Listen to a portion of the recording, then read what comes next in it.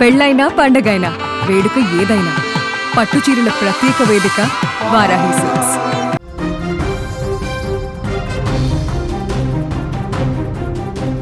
Big breaking news చూస్తున్నాం. పొదిలి ఘటనపై CM Chandrababu ఆగ్రహం వ్యక్తం చేశారు. మహిళలు పోలీసుల మీద జరిగిన దాడిని తీవ్రంగా ఖండించారు సీఎం చంద్రబాబు. జగన్ పై నిప్పులు చెరిగారు చంద్రబాబు. శాంతి భద్రతల సమస్యలను సృష్టించారని ఫైర్ అయ్యారు. రాళ్ల దాడిపై చర్యలు తీసుకోవాలని డీజీపీకి ఆదేశాలు వెళ్లాయి. పొదిలిలో జగన్ పర్యటన ఏపీ రాజకీయాల్లో ప్రస్తుతం కాకరేపింది. జగన్ పర్యటన సందర్భంగా అక్కడ చోటు చేసుకున్న ఉద్రిక్త పరిస్థితులపై సీఎం చంద్రబాబు తీవ్ర ఆగ్రహం వ్యక్తం చేశారు. రైతుల పేరుతో పర్యటనకు వెళ్లి లా అండ్ ఆర్డర్ సమస్య సృష్టించడంపై తీవ్రంగా మండిపడ్డారు చంద్రబాబు. మహిళలు పోలీసులపై రాళ్లదాడి చేస్తారా? ఈ అరాచకాలేంటి? ఇంత సైకోలాగా ఉన్మాదలాగా బిహేవ్ చేస్తారా?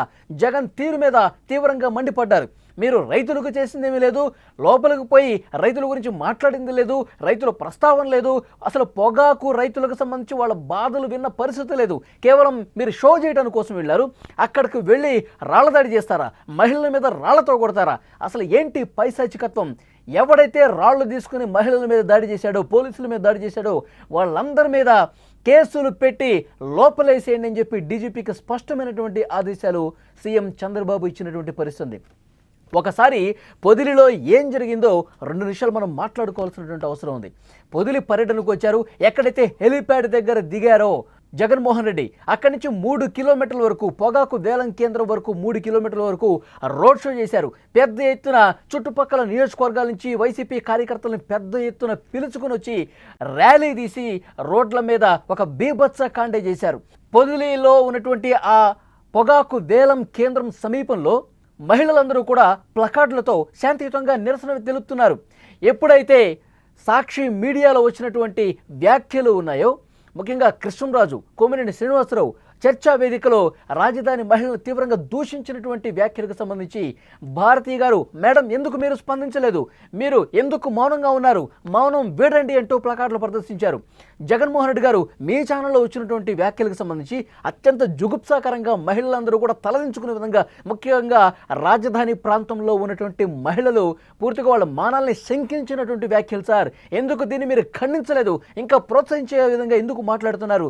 దయచేసి మీరు క్షమాపణ చెప్పండి. భారతి గారు, మీరు మౌనం వేడినట్టు శాంతియుతంగా ఒక పక్కన ప్లకార్డులు పట్టుకుని జగన్మోహన్ రెడ్డి గారికి కనిపించాలి, మా ఆవేదన కనిపించాలి, మా బాధ ఆయనకి తెలియాలని చెప్పి రోడ్డుకు ఒక పక్కన ప్లకార్డులు పట్టుకుని నిరసన వ్యక్తం చేస్తుంటే జగన్మోహన్ రెడ్డి గారు వాళ్ళని చూస్తూ నవ్వుకుంటూ ముందుకు బయలుదేరారు. అట్లాగే కనీసం స్పందించకుండా వెనకాల ఉన్నటువంటి వైసీపీ కార్యకర్తలు ఉన్మాదుల్లా బిహేవ్ చేసిన పరిస్థితుంది. వైసీపీ కార్యకర్తలు సైకోల్లా బిహేవ్ చేసి రాళ్లు విసిరారు, చెప్పులు విసిరారు, పెద్ద ఎత్తున గందరగోళం సృష్టించే ప్రయత్నం చేశారు.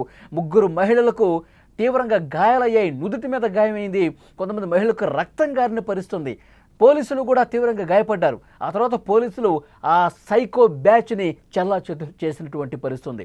సో ఈ మొత్తం నేపథ్యంలో కేవలం గందరగోళం సృష్టించడానికి, ఒక గలాటా చేయడం కోసమే, తీవ్ర ఉద్రిక్త పరిస్థితులు రాజేయటం కోసమే ఈ విధంగా వైసీపీ చేసిందా అని చెప్పి పెద్ద ఎత్తున చర్చ జరుగుతుంది. ఏదో ఒక గందరగోళం చేయాలి, ఏదో ఒక విధ్వంసం చేయాలి, ఏదో ఒక శాంతి భద్రతలకు విఘాతం కలిగించే ప్రయత్నం చేయాలి. ఈ ఆలోచనతోనే వైఎస్ఆర్ కాంగ్రెస్ పార్టీ ఉంది. ఇలాంటి పరిణామాలు దానికి అద్దం పడుతున్నాయి. ఇవే వాటికి నిదర్శనంగా కనిపిస్తున్నాయని చెప్పి ప్రస్తుతం చర్చ అంతా జరుగుతుంది. దీని మీద చంద్రబాబు నాయుడు చాలా సీరియస్గా ఫోకస్ పెట్టారు. డీజీపీకి ఆదేశాలు ఇచ్చారు.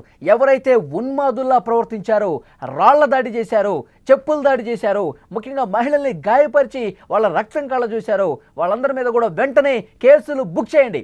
వెంటనే కేసులు బుక్ చేసి లోపలేసేయండి. జగన్మోహన్ రెడ్డి గారి పర్యటన సందర్భంగా ఏముంది? పూర్తిగా సీసీ ఫుటేజ్లో అక్కడ ఉన్నటువంటి వీడియోలు ప్రతి ఒక్కటి పరిశీలించండి.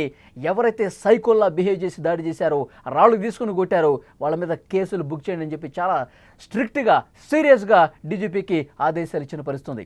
మాజీ ముఖ్యమంత్రి జగన్మోహన్ రెడ్డి పొదిలిలో పర్యటించిన నేపథ్యంలో అమరావతి రైతులు మహిళల్ని కించపరిచే విధంగా ఒక టీవీ షోలో, చర్చా కార్యక్రమంలో జరిగిన ఆ వ్యాఖ్యలకు సంబంధించి ఈ రోజు వరకు, ఇప్పటి వరకు కూడా జగన్మోహన్ రెడ్డి ఎందుకు స్పందించలేదు? జగన్మోహన్ రెడ్డి ఎందుకు మాట్లాడలేదు? ఆ వ్యాఖ్యలు ఎందుకు ఖండించలేదు? రాజధాని మీద ఎందుకు ఇంత అక్కసు వెళ్ళగక్కుతున్నారు? రాజధాని అంటే ఎందుకు మీరు ద్వేషం పెంచుకున్నారు? రాజధాని అంటే ఎందుకు ఈ విధంగా విధ్వంసపూరితమైనటువంటి వ్యాఖ్యలు ఇంకా మీ ఛానల్లో వస్తూ ఉన్నాయి? ఇది కరెక్ట్ కాదు సార్. దయచేసి మహిళల్ని అవమానించారు కాబట్టి దీని మీద రియాక్ట్ అవ్వండి అని చెప్పి వాళ్ళు శాంతియుతంగా ప్లకార్డులు ప్రదర్శిస్తుంటే ఈ విధంగా దాడి చేసినటువంటి పరిస్థితుంది. అసలు నిజంగా జగన్మోహన్ రెడ్డి గారు కానీ వైఎస్ఆర్ కాంగ్రెస్ పార్టీకి కానీ రైతుల మీద ప్రేమ ఉందా, రైతులకు న్యాయం చేయాలన్న ఉద్దేశం ఉందా, రైతులు బాగుపడాలని ఉద్దేశం ఏమాత్రమైనా ఉందా? ఎందుకంటే నిన్న అక్కడికి వచ్చిన తర్వాత జగన్మోహన్ రెడ్డి గారు ఆ పార్టీ నాయకులు పొగాకు వేలం కేంద్రం లోపలికి వచ్చిన తర్వాత ఏం చేశారు? అక్కడ అధికారులతో మాట్లాడేసి వెళ్ళిపోయారు. కనీసం ఒక్క పొగాకు రైతు అభిప్రాయానైనా జగన్మోహన్ రెడ్డి గారు సేకరించారు. పొగాకు సంబంధించి వేలం ఏ విధంగా జరుగుతుంది, ఏ కంపెనీలు కొంటున్నాయి, తర్వాత వాళ్ళకి గిట్టుబాటు ధర ఏమన్నా వస్తుందో లేదా, వాళ్ళ సాధక బాధకాలేంటి, వాళ్ళ కష్టాలేంటి, కనీసం జగన్మోహన్ రెడ్డి గారు ఎందుకు పట్టించుకోలేదు? జగన్మోహన్ రెడ్డి గారు రైతుల గోడు వినటానికి వచ్చినట్టయితే కనీసం ఒక్క రైతైనా ఆయనతో మాట్లాడాలి కదా, ఒక్క రైతునైనా చేరదీసి నీ సమస్య ఏంటని అడగాలి కదా. లేదు, జగన్మోహన్ రెడ్డి గారు కేవలం ఒక షో చేయడం కోసం మాత్రమే పొదులుకు వచ్చారు. కేవలం తన మంది మార్బలంతో తన ఏదైతే క్యాడర్ ఉందో ఒక బలం చూపించుకోవటం కోసం అక్కడికి జగన్మోహన్ రెడ్డి గారు వచ్చినట్టుగా ఉంది. ఎందుకంటే హెలీప్యాడ్ లైన్ దిగిన దగ్గర నుంచి 3 కిలోమీటర్ల పాటు పెద్ద ఎత్తున వందలాదిగా కార్యకర్తలు వెంటేసుకుని వచ్చారు. తన బలాన్ని చూపించుకోవటం కోసం వైఎస్ఆర్ కాంగ్రెస్ పార్టీ ఇంకా బలహీన పడలేదని ప్రజల్లో ఒక భావన కలిగించడం కోసం ఆ షో చేశారు తప్పించి రైతుల మీద ప్రేమ ఉంది కాదు. రైతులు ఏదైతే పొగాకు సంబంధించి సమస్యలు ఉన్నాయో వాటిని పరిష్కరించడం కోసం కాదు, వాళ్ళ సమస్యను ప్రభుత్వం దృష్టికి తీసుకెళ్లాలన్న ఉద్దేశం జగన్మోహన్ రెడ్డి గారికి ఏమాత్రం లేదు అనటానికి ఇది ఒక బెస్ట్ ఎగ్జాంపుల్గా కూటమి పార్టీలకు సంబంధించిన నాయకులు మాట్లాడుతున్నారు. ఈ మధ్యకాలంలో జగన్మోహన్ రెడ్డి గారు ఎక్కడ పర్యటించినా ఇలాంటి విద్వేషాలే కనిపిస్తున్నాయి, ఈ రకమైనటువంటి విధ్వంసాలే కనిపిస్తున్నాయి, ఈ రకమైనటువంటి దాడులే కనిపిస్తున్నాయి. మొన్నటికి మనం చూసాం రాప్తాడు నియోజకవర్గంలో ఒక హెలికాప్టర్ని పూర్తిగా ధ్వంసం చేసిన పరిస్థితుంది.